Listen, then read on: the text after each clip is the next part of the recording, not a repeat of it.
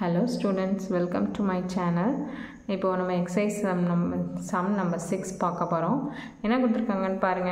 Following are the balances in the books of Thomas as on 31st March 2019. அப்ப தாமஸ்ங்கிறவருக்கு statement of affairs account போட சொல்லியிருக்காங்க.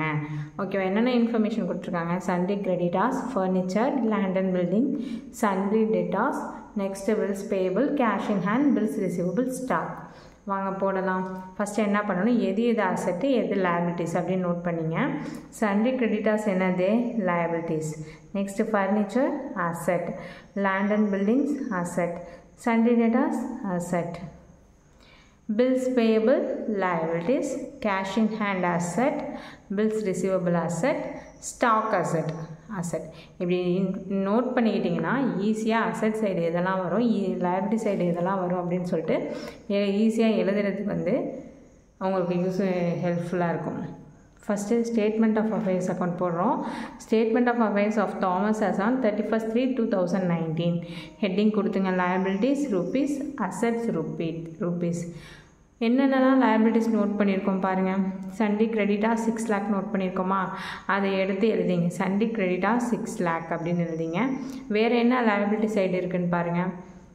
Bills payable இருக்குது. Bills payable 1,20,000. அப்போ அந்த பில்ஸ் பேயபிளையும் எடுத்து எழுதிங்க, 1,20,000.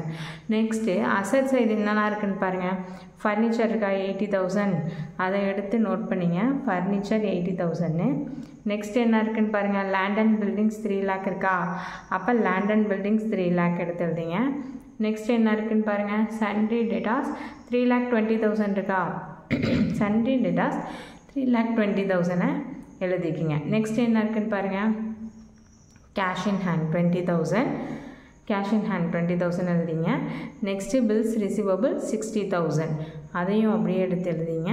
நெக்ஸ்ட்டு ஸ்டாக் 2,20,000, இதையும் எடுத்து எழுதிங்க. எழுதிட்டு என்ன பண்ணணும், இது எல்லாத்தையும் என்ன பண்ணணும், டோட்டல் பண்ணணும். டோட்டல் பண்ணால் 10 lakh வருதா, அப்படியே இந்த சைட் 10 lakhலேருந்து 6 lakh ப்ளஸ் 1,20,000 எவ்வளவு, 7,20,000.